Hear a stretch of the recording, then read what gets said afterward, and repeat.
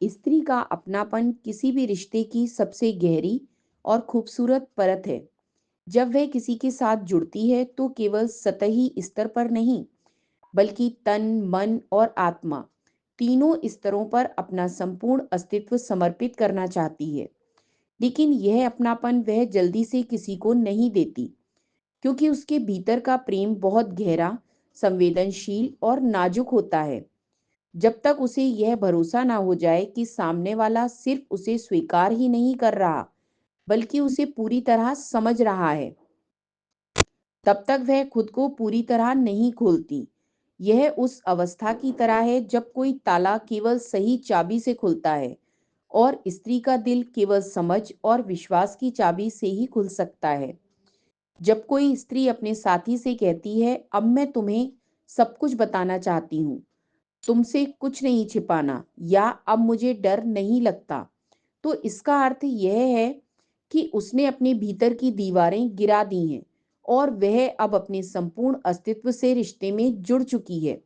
यह अपनापन दरअसल उसका भावनात्मक दर्पण होता है, समर्पण होता है, जहां वह अपनी सबसे असुरक्षित अवस्था में भी सुरक्षित महसूस करती है।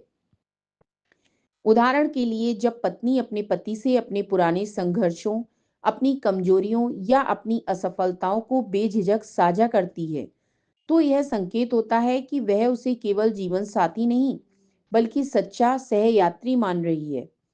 स्त्री के अपनापन की भी गहराइयां होती हैं। सबसे पहले आता है भावनात्मक अपनापन, जब वह अपने डर, गलतियां और गुस्से तक साझा करती है। इसका मतलब है कि वह पुरुष को न्यायाधीश नहीं, बल्कि एक साथी मान रही है।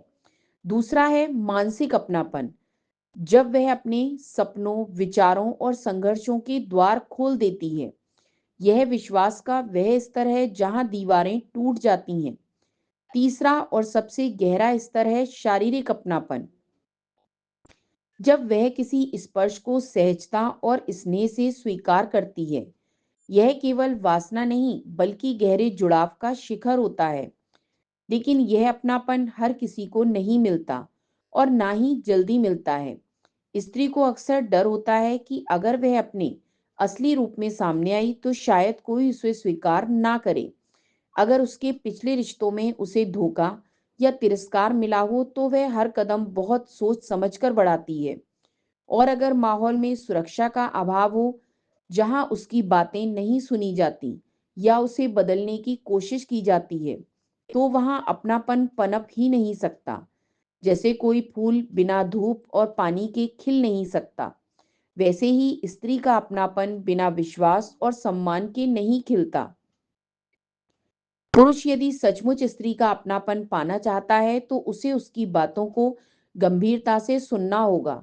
अक्सर छोटी सी बात भी उसके लिए बहुत मायने रखती है, और जब पुरुष ध्यान से सुनता है तो उसे महसूस होता है कि उसकी भावनाओं की कद्र की जा रही है।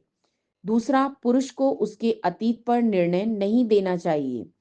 अगर वह कोई गलती या पुरानी पीड़ा साझा करती है तो ऐसा क्यों किया कहने से बेहतर है, तुम जैसी हो मुझे वैसी ही पसंद हो कहना।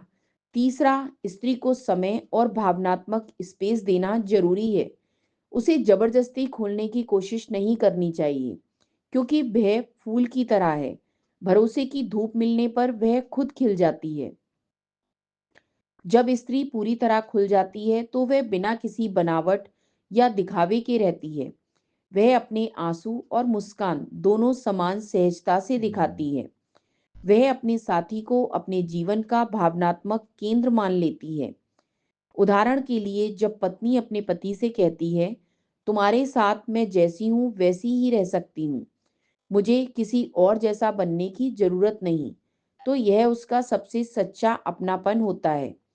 लेकिन यह भी याद रखना जरूरी है कि अपनापन मिलने के बाद स्त्री बहुत संवेदनशील हो जाती है।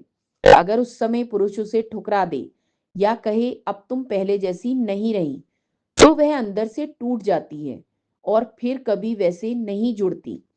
इसलिए यह अपनापन एक बहुत बड़ा उपहार है, जिसे हल्के में नहीं लेना चाहिए।